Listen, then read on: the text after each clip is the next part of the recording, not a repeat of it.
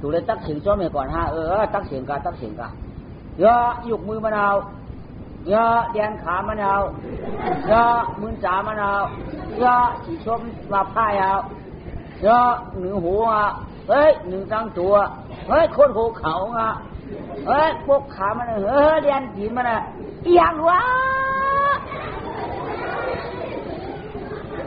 เป็นอย่างกูว่าชอบจริงว่าแต่ใหญ่เปินล่ะ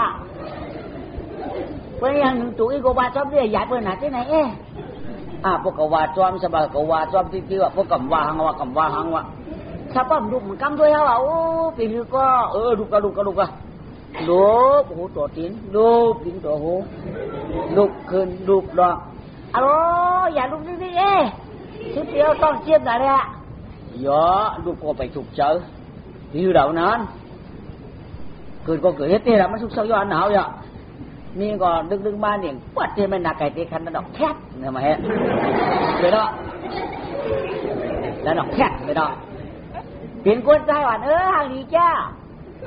โอ้คิงก็จมเตะจมวางได้แต่รุ่มละโมยางตัวพวกนั้นหูหรือเปล่าจ้าเอ๋ก็ไม่จมมือยางมาเอาปันนี่เหรอเอาปันนี่เหรอปันกินน้อแม่คิงก็ขัดใจโจกจ้าพื้นหอมไฟปัญหามาปันนี้มันเจ๊จุ่งๆหรอกคิงขัดใจโจกจ้าพื้นมาจากปันนี้พื้นหอมไฟเจ๊ว่าปัดอะไรกำไนว่าอะไรเดินไปมาก่อนได้ก็อ่อมไฟไม่ก่อนก็เย่าเอาไหมลองเอาในหางดีนะเพราะหางดีก็ไม่ใจมังปอกมังขาก็ชิงก็กะหาดูอาพื้นเนาะมีมันนำดูกะเต็กน้ำดูกะร้อยพาออมพาอูก็ไม่กระเฮือจะมีพอเฮ็ดก้องหลามยิ้วลูกอ่านวางก็ไม่เมียงก็ตัวเนื้ออู่ได้เจอ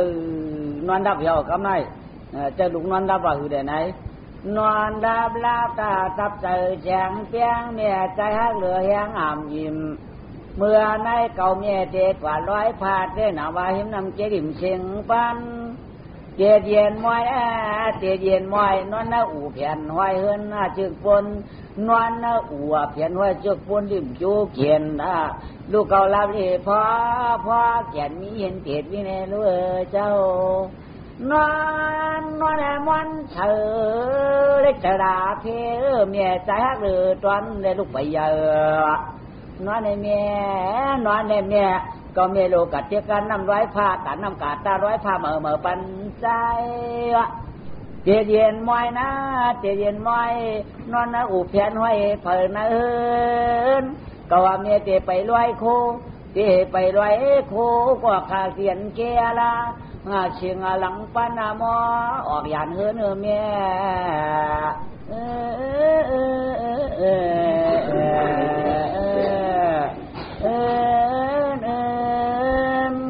โอ้ใจกาพื้นไปเจ้าต้องไม่เข้าก็ไปมีมา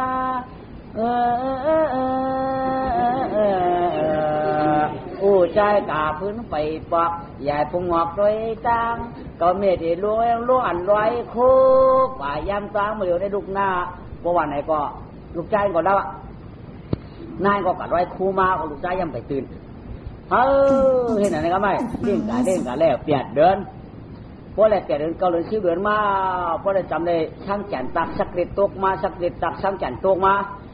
เดินหกเดินเจ็ดมาเลยได้ปีปลายมาก็ไม่เฉยเชื่อไม่ก็เปิดเป็นลูกชายอ่อนไงเฉยชื่อแน่ไล่เฉยชื่อว่าหื้อไหนก็เปิดว่าขาได้มีชีนอนอีกหนึ่งอ่ำลักเปิ้นอ่ำแป้เปิ้นอ่ำเข้าอ่ำกินเหล้าอ่ำเอาโคกของปีกน้องอ่ำโคตรช้ำเลยนะมีชีนี่เนี่ยต่างชื่อว่าลูกชายเขาว่าข้องชีได้ชุกศาสนาเนี่ยว่าชีได้ชุกศาสนาว่ะลูกชายคางก็ใหญ่มากูมือกูวันหน่อยอย่ามากูมือกูวันอย่ามากูมือกูวันรองก่อมชั่วก็ขั้นอย่างไรก่อมบางก็อย่างที่นอนก็อย่างมาเอ็ดนั่งก็อย่างมาเอ็ดกลางวันโต๊ะก็อย่างกะแทงเอ็ดได้แทงปีหนึ่งถ้าแก่โต๊ะวันเดือนหกอย่างแทงปีหนึ่งชาวพูดเพียงคือเขามาแทงห้องเขาอย่างแทงนิดหนึ่งอย่างมาได้เหรอคนเอาอย่างย้อนหางเนี่ยก้มหูได้ว่าอย่างย้อนเข้าเนี่ยว่ามันเจอลูกอย่างย้อนเข้าเนี่ยบ่มพูดได้ว่าคนนั้นก็ทำอย่างย้อนเข้าแล้วกาเขาลูก thằng hàng nữa anh quân khu hay là có đấy vậy anh khâu rồi có khâu điên có giờ mình sợ vậy nè khâu này chín còn giờ à khâu này bây giờ đây ba giờ là vấn đề thế quan dùng trang tôi bạn quân anh đi đục trai có điều là đục dính có điều là đục cầu đây hướng giờ này pan chín khâu anh hướng tham chỉ biết có mình giờ hướng xin văn song sám pan còn phải giờมันgiờ do nào giờ do văn vòng lượnปีnày quá cóปีlại mau giờ mai chưa có khéo chơi dạo kho sợ gì đấy tí của mình giờ nó cũng từ cái này quá dạ thòmนี้ยื่นเขาเนี่ยนี่ยื่นเขาถามกันเนี่ยเพราะเขาถามกันนี่ยื่นถามกันตะเก่าถอมไว้เขาเนี่ยลูกศูนย์เนี่ยไปใหญ่นะหลายๆขวบเนี่ยหลายๆเหลือนเนี่ยหลายๆปีแล้วเนี่ยก็คำถามนั้นกินข้าวเชียงรายปีอะไรปั้นน่ะกินข้าวเชียงรายปียังใหญ่ตันได้นี่ต้องว่าใหญ่ย่นเขาน่ะเขานั้นมันปั่นปีแห้งอ่ะมันปั่นปีแห้งไว้มีแห้งเหรอปีเหรอไว้ปีเหรอมีแห้งไว้มันปั่นใหญ่อันใหญ่ในใหญ่ย่นปีย่นก้าวๆvàoทั้งแก่นตุกเงินได้ไว้อ่ะมันถึงใหญ่ย่นเนี่ยถอมด้วยดีๆนะเขาว่ามีลูกชายก็เยอะเคยเจอใหญ่เคยเจอเหตุการณ์แล้วที่ปันจริงเขามันปากตาก็มันจ้างใหญ่เยอะมันใจใหญ่ยันเพราะวันไหลปีไหลเหลือนไหลมาได้เฮ้ยถึงเยอะมาเยอะหลายร้อนเนี่ย4 ปี 6 ปี 7 ปี9 ปี11เป้ป้ากินตองอ่ะ12เป้หลวงเป้พิษอีอ่ะเรียนจอมเมียงถอยเรียนจอมวุ้งเทียกว่าตั้งมือตั้งอาช้างจะได้13อาช้างจะได้14อย่างมาเนี่ยห่างก็ห่างดีมาเนี่ยอาช้าง15ว่าช้างจะ15ยาวไปก็ดาดปั่นเมียมันวันนั้นก็ไม่ดาดปั่นอูมันเมียอู้ตั้งเอาอาช้างขาลูกใจได้15กว่าเนี่ยคืออย่าไปเหตุการณ์นั้นอย่าไปกระยันหินอย่าไปกาดัวพื้นอย่าไปล่วงเฮินอย่าให้กว่าเราเอาเจอคือว่าใครลูกสิงเหลือลูกใครนอนสิงเหลือนอนใครกินว่าได้ตากกินลูกใจได้ตอกกินแต่ลูกใจได้ตอกกุ้งเกจูปัวเมียเปลี่ยนก้นมาเยก้นเนี่ยในตอกกุ้งเกจูปัวเมียได้เปลี่ยนใจอยากมีหางเปลี่ยนก็เปลี่ยนมีช้างรู้ได้ตอกเกจูปัวเมียค่ะตั้งอาชัก15กว่านั่นได้ตัวปัวเมียค่าตายนั่นได้ใครตอบติ๊กปัวเมียเรียนขามาได้15 ปีเอารู้นอนขี้เยี่ยวอ่ะขับกันขำนาวอ่ะขำอันได้อันนาพวกขำผู้เกจูได้มันเปลี่ยนอ่ะคาเดียวกุ้งเกจูเลยเดี๋ยวตอบปันปัวเมียขาขึ้นขามีเห็นมีแห้งเอารู้มือเหลียวได้ยิบไฟยังไทยยังเป็นผ้าหลวงรู้เขียนหนาวรู้ผ้าในพันตอกกันเมียเขาไม่เจอยิบผ้าหลวงต้องเหมาดัดผ้าเวียงรู้ลูกใจมีแห้งอ่ะเดี๋ยวตอบกุ้งเกจูปัวเมียปัวเมียขาหลวงเปิ้ลกินก็เพราะผมมีคำเปิ้ลกินข้าวในคำซะตอบมือเราคืออยากกันแล้วนะคือไว้จบเจาะไว้เป็นหนังปันเบาปันขาวนั่นน่ะเที่ยงก้นเขาได้บิ๊บเปิ้ลสัตว์เขาหนือจานก้อยหงอย่าไปเฮียงเที่ยงก็ปันคือกา3 นิ้วก้อยอันคือดูการได้ว่าแล้วอันเมื่อปัน5กันเลยก้อยด่าปันกาขี้ปันกาเยี่ยวปันกาบน้ำน่าเองก็ใหญ่กาได้เฮิร์ตเบิร์ดพวกกาได้เฮิร์ตเบิร์ดวางเขาก็ได้วางเบิร์ดอ่ะสมมุติเบิร์ดได้สมมุติเขาอ่ะเด็กกับลัดขึ้นนี่เขาอ่ะใหญ่กาอุกเฮิร์ตเบิร์ดอยู่ให้เราดิเอามาว่าต้องเทสเท่านั้นนายช่างมาชัวร์เลยคือก็เอาบ้านนี้เหรอที่ดินขับในห้องชัวร์เจอห้ามเฮียงกับนี่หน่อยเฮียงอ่ะปวดใจว่าเขาแค่จมไม่ช่วยเดี๋ยวอ่ะห้ามในชูก็เปิดกินไม่เอาไอ้กับนี่ขัดใจเฮียดำบัวว่าคุณเดชกวางลองจอมลองจอมดังคิดข้างเพิ่นเอามาก้าวเงินก็เลยมันมาพวกขายมาพวกขายตวงป้อมตันหวกมาพวกขายหลอกเพิ่นป้อมตันไล่เตะเอาเสียชาปุ่นหิมกันนำหนาพอทันจีกุนเนี่ยมือปาดอุปานเบี้ยเป็นนิ้วเนาะมือปาดอร้องเอาเป็นนิ้วหนึ่งมือปาดอุปานเมียได้เลยถามขายมือปาดอร้องเอาได้เพิ่นเลยถามชื่อ บ้องจับบ้องเจ้าหับเขาเวียงมาว่าได้ปืนถามชื่อเตี้ยหับอย่างมากก็ย่อมือปานอุปานเนี่ยเขาได้หับอย่างมากปืนเนี่ยหับอย่างมากเลยครับพอดีก็เรื่องนี้เลยพวกหับพื้นมากก็รีบนาวะเด็กนาวะกดนาวะมันพังนาวะมันหมดนาวะมันดีชัยวะมันเดินใหญ่วะมันเป็นนั้นวะมันเป็นไหนวะมันขึ้นไพ่วะไพ่ไม่วะมันกลุ่มตีนเตาเขาข้านเป่าวะมือปันอุปันมีเขามาขายในปยอนมูเปืนปันเปปยอนเปปืนปันหนึ่งเปียกสองเปียกเลยเด้อหับพวกพวกขับผมมีหับสองมาขายก็เลยว่าฟุยมันปอดว่ะฟุยมันยาวว่ะสองมันแตกว่ะสองมันเก๋ว่ะสองมันหนุ่มว่ะปืนหมูนี่นะมือปันขับผมมีมาขายได้เดี๋ยวมาปอกมาเปียกมาขายก็ว่ามันว่ะชีนาตาภูมิว่ะเนื้อมันดีว่ะมันดีไตว่ะมังปอกหา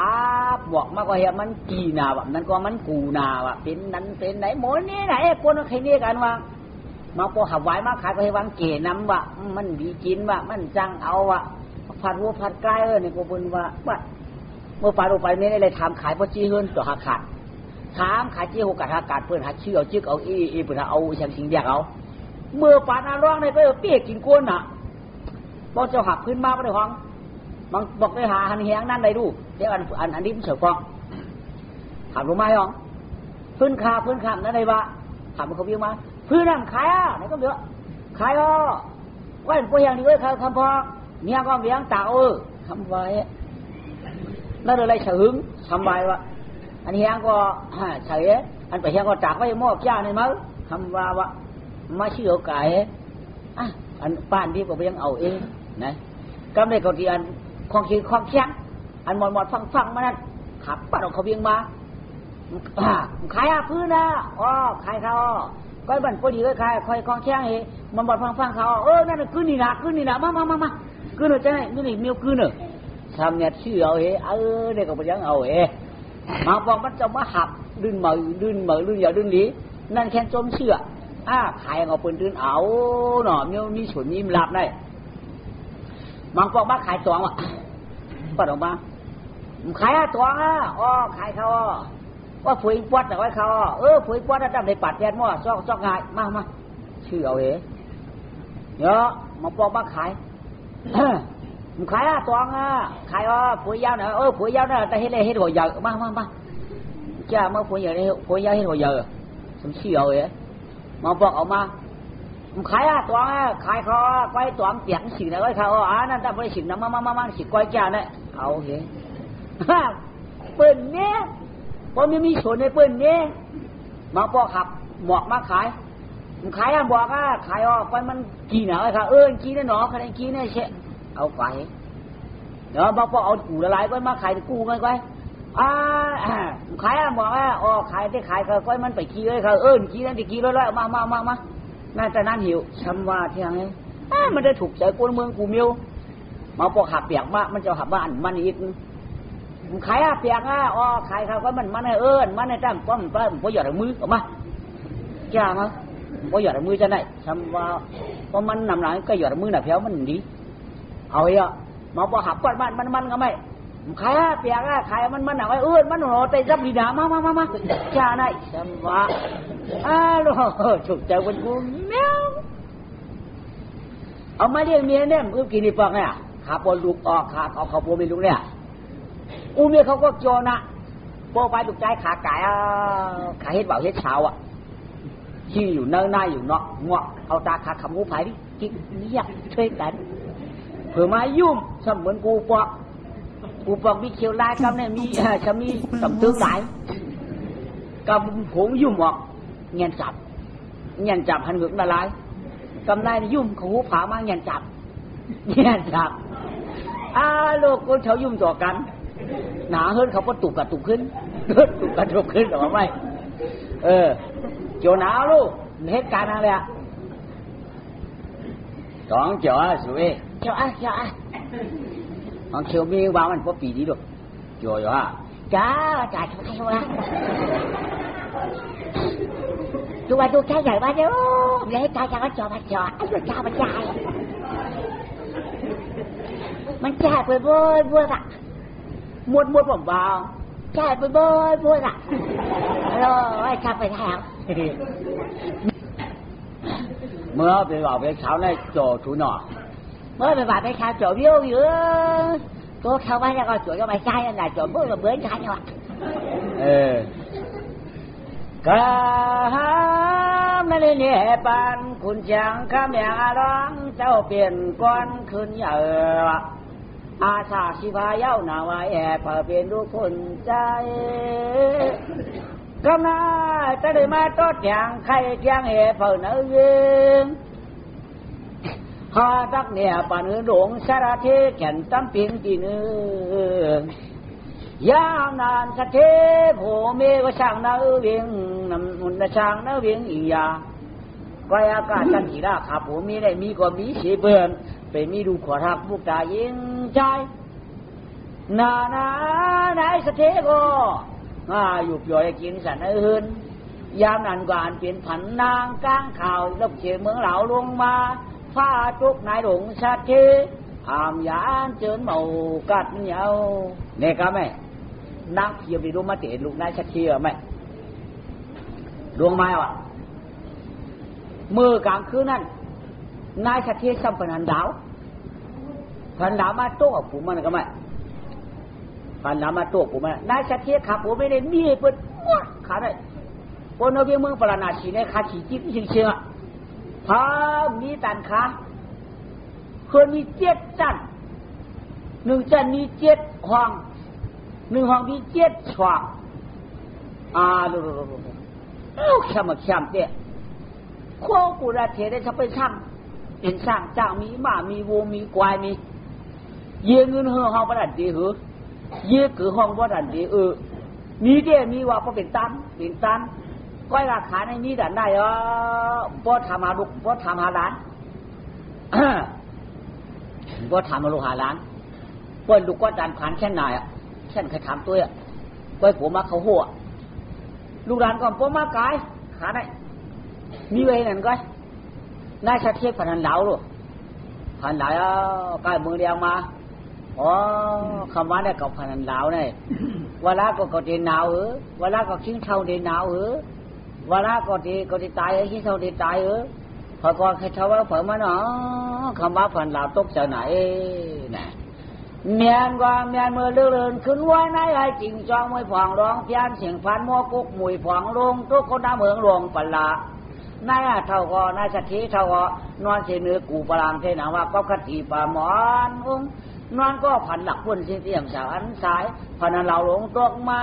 แก่นหญิงนายสืบต้องนายสัตย์เท่าหมอมือเนี่ยมานายสัตย์ก็กินข้าวไหนมาถามผูได้ก็ไหมมานั่งคุกเขยถามผูไปละถามก็ถามประดึงครึ่งกลางไว้หางก่อนบะโค้งก่อนบะคำเอากลางมันทำเอากลางไป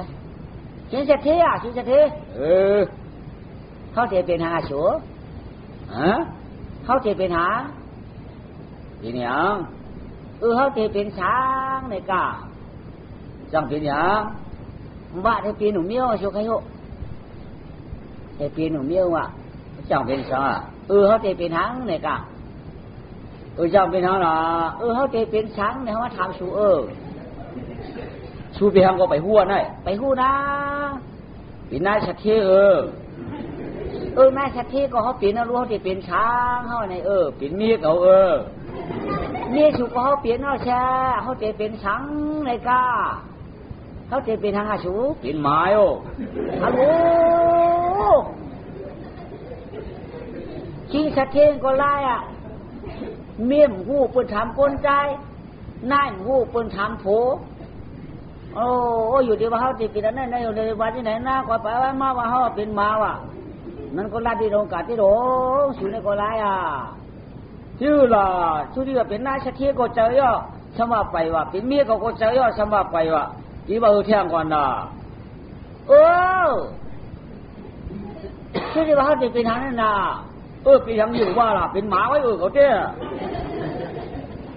ชื่อที่เขาผันชานผันชานอย่างคำว่าพันเหลาโรคกับผมเขาว่าในกาได้เป็นหางในกาเยี่ยมก็ยิ่งว่าเขาพันเหลาโตกับผมเขาเขาจะเป็นหางชูในดอกนี่แหละควรพันนั่นก่อนนะเขาจะเป็นหางเขาจะเป็นหาง ต้องเค้กของหูหลังเจ้าพระก็กล้าฉันก่อนเจอจะเป็นอะไรก็ดันก็ไม่หมูเอาหรือเขาพันธุ์ลาวเขาบอกเขาเลยไม่ใช่ละเห็นถามเบช่อนมาดูถามเมียทั้งไปหู้ก่อนฮะโม่ปิ่นมียิ่งไงปิ่นมีเฮือนไงปิ่นมีมานี่ถามเมียช่อนที่สูงเห็นน่ะเห็นนั่นมียิ่งก็ปิ่นเหรอปิ่นถ้าปิ่นมีมาถ้าปิ่นมีเฮือนถ้านั่นจะปิ่นมีมานปิ่นมีอะไรอยู่ไหนเพราะเกิดรู้ว่าจะเป็นสามีอยู่มีรู้ว่าทำได้เก่าเลยล่ะก็เนี่ยจะเป็นสามีช่วยนั่นน่ะเนาะปิ่นมาในห้องหมอล่ะชื่อว่าเขาเป็นหมอม่านด่าเขาถือหืออันชื่อว่าจะเป็นเมียม่านเขาถือหือม่านน่ะสูเขาถือหือม่านน่ะนั่นแหละทำได้เปิดหนอกของต้นม่านหือมันกับม่านไอ้ปองมาทำเขาทำได้เปิดหนอทำได้ขึ้นจ้านเหมือนยามม่านหนอทำเหมือนหนองยามม่านทำเหมือนจ้านยามเกิดหนอหม้อทำได้เปิดหนอปัดโอกาสทำเหมือนในนายก็เขาเจ้านายอย่างข้าไม่ได้แค่เที่ยวค่ะกำพูดได้ทานสวยมาในหิวมันข้ามอยากค้าอย่าก้อยงอก็กินข้าวกินฟ้าเลยก็เปิดเหรียญเปิดวันนั้นมันมีมันอย่าก้อยค่ะมันในมาจังค่ะชัวมีอยากว่าอยากหรืออย่าก้อยว่าเชี่ยงหมักปักหมักแพงว่ามันได้อย่ามากก้อยได้กันว่าเราจอยครับจอยน่ะtôi giờ quay nên đó cầm mỏ man chọn cậu không trả hết bắn hoặc giờ quay nên nè dở ma man kệ xài đi moment đi không đi chơi bị kho man hướng na nó chơi câu lưỡi ma sắp khi chơi cười rồi không này mỏ cười rồi sao mắt thảm phổ thế kỹ là chú à không mỏ cười cái cườiวันให้เพิ่นวันให้ก็ชุลักษมาเขาคือเด้อลักษมาเขาโมคือดูอยู่ว่าเหลือนอะไรมาชุลักษมาเขาคือหรือมั่เหลือนจำอะไรมาไปหาลักษมาเหพี่ลักษมาเขาว่าอย่างข้าไม่ได้ชักเที่ยวหลงอันหนาสุกอมใจหรืออันหนาสุกอมใจหรือมาในเขามาแล้วก็ให้เกิดกับหมอพอชักเที่ยวสุว่าอาโกสุมันเกิดปานินว่าฮัลโหลไม่ได้ชัดเจนโทรศัพท์มาไม่ได้มองกระดวนก็มจ้าไม่ได้ชัดเจนได้แสนวันเจ๊ได้ความสัวเป็นลักษณะนี่ลักษณะก็มันเกิดมาจากเจ๊นั้นไม่ได้ชัดเจนมองเกิดละหมอเขาเด็ดถามไม่ได้เขาเนาะถามแม่ต่อไม่ได้เขามองกินข้าวหมอต่อไม่ได้เขากัดพวกกินข้าวจ่องกะขี้เหมือนนั้นน่ะมันน่ะดอกควายเจียงขี้เงี้ยเขาเชี่ยร้านไปห้านานกว่าเขาพูดว่าถามสูเดเพราะวันนั้นก็เช่นโจมหรอมั้งอ่ะปัดมาอย่าไปสูอย่าว่าคือก้อมอย่าว่านี่หรือพวกกินก็ขี้วันนี้ก็ว่ามันด้วยกันหรอ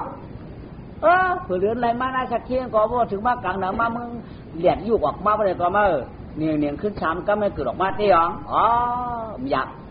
ก็ใครเกิดบ้านสามก่อที่ไหนทำมาทางนี้ไหนวะแล้วป้าตั้งเตะเขี่ยต้นสุกลูกได้สักทีได้เขี่ยตัวน่ะอันเสือ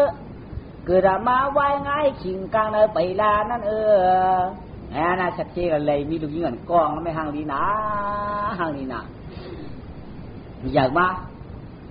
ก็ไม่ได้มาใส่วัจตาเนาะมาใส่ทีใส่เสียงมัน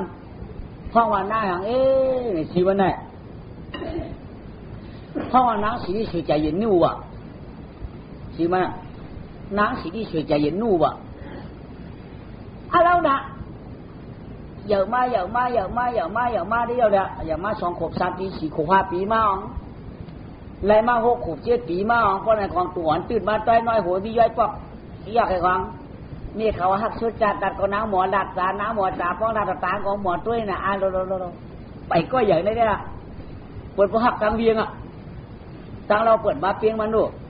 แล้วของเราหนามาลาก็หมอลาป้องก็หมอป้องอาสามก็อาสามอาเชียงก็อาเชียงดัดก็หมอดัดแหงป้องดัดไปยุ่งไงของป้องยุ่งตุ่มหูเจอบนได้มุเอาจ้าน่ะ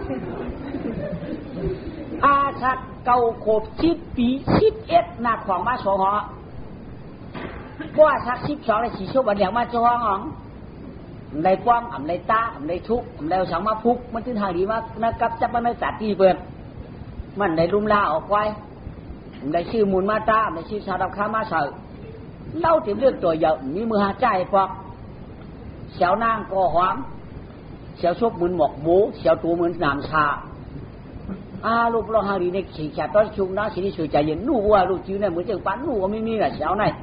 ความเจ๊ความว่าหน้าตากองจิ้นจิ้นใสอันเลยก็มันจิ้นจังหวะน่ะเมียเขาจะขายโคได้เล็ดเชี่ยวนะโมลาดนะเปิดมาชื่อเขาอะนางเสือกวนใจในผืนกระเหือป้าเนี่ย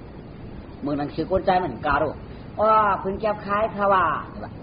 ผืนแก้วคล้ายมันย้อมแลนางเนี่ยว่าใครย้อมก็ย้อมได้ค่ะเมียป้าปั่นง่ามาได้เอาผืนหนึ่ง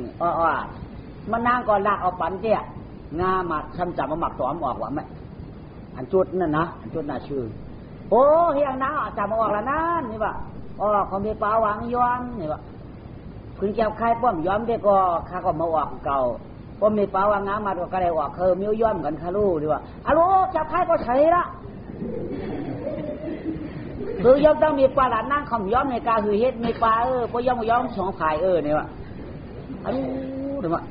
มันขำอะไรที่โดอีนั้นมันเด็ดหนาบ้องบากกันก็ปั่นจ้อมไม่ได้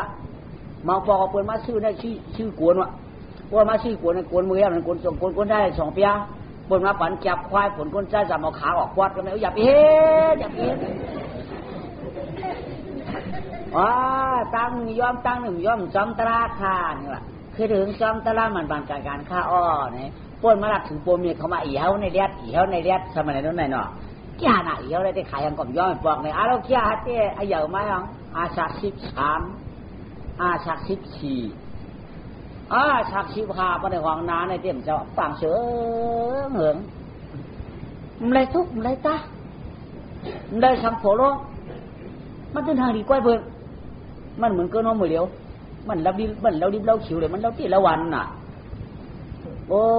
เราดิบเราขิวแล้วเราขี้หนักไว้ลูกเราหยาบนั่นน่ะตัวตีเราการชื่อโคหนึ่งการชื่ออันทุกอันตาการชื่ออันย่อมการย่อมเต้ย่อมว่าย่อมนายย่อมตาฮาโลตัวตีเราก็เล่ากำไว้มีตัวพันเมียบเนี่ยเหตุทุกข์เหตุกับป่วยว่ะเปิดขึ้นมาบ่หางเจ้าป่วยหน่อยไปจันไว้แล้วไปมาขึ้นบ่หางเจ้าเนื้อป่วยมาลูกจีกับหางเจ้าเนื้อป่วยจีเบิ้งต้านำนั่นน่ะเพื่อกล่าวเบิ้งไม่มาหึงในรู้หึงในใครย่อยหน่อยเอาปิ่นจ้ามเนื้อป่วยหมุนนั่นดุนดวงอ่ะเอามาขอเช็คคนตาหมุนโชสะพันกองเจ้าลูกเจ้าเดี๋ยวผู้ตัวหน้าวางเราช่วยกล่าวลูกจังว่าถ้าพวกหางจานเนื้อป่วยอย่างมันกับหางดีอย่างอีกพอทวมทุกหนามลูกมือเด็กกาได้ทุกเกตทุกวางต่อมือกาบปวดคิวนี้งามกลางก็เพื่อกาชิกินมันหิงนี่ก็หรือแห้งก็เลยไปคือแห้งมือไปตวัดมันชื่อตับมันหิงมันเลี้ยงกันของเลี้ยงเอาลูก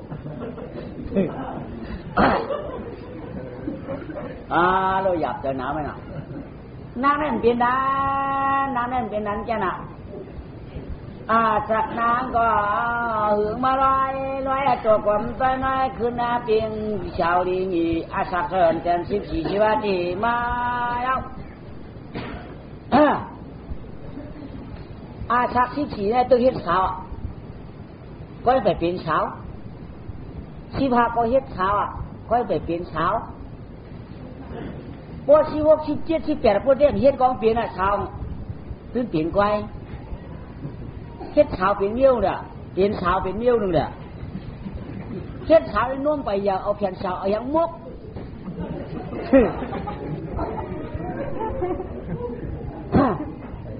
ก็เราสั่งมกนะหรือจุ่มจอกก็ยังเปิ้นไปอย่างรู้ เฮ็ดเอาเด้อมีเฮ็ดขาวมาก็เป็นสาวแต่มันจะเป็นมากกว่าเบิ่นมันตั้งแล้วสังเสาร์ใช่มันตุ่มมันต้องก็มาตั้งมาต้องฟอกหนังกำฟองได้แบบคัดเจี๊ยดเด้อเอาสังสิงเย็ดไว้นี่ก็ว่าต่างกันดีมีเฮ็ดอ่อนมั่งเพราะตัวก็พูดเนาะเอาเดี๋ยวป้วนกับเอาเปียงป้วนกันนี่บ่หมดตัวเตะหูเนาะเฮ็ดมันไปเจ้าว่าเป็นนวมเตะเหือบสินวมเตะมันเสียมมัน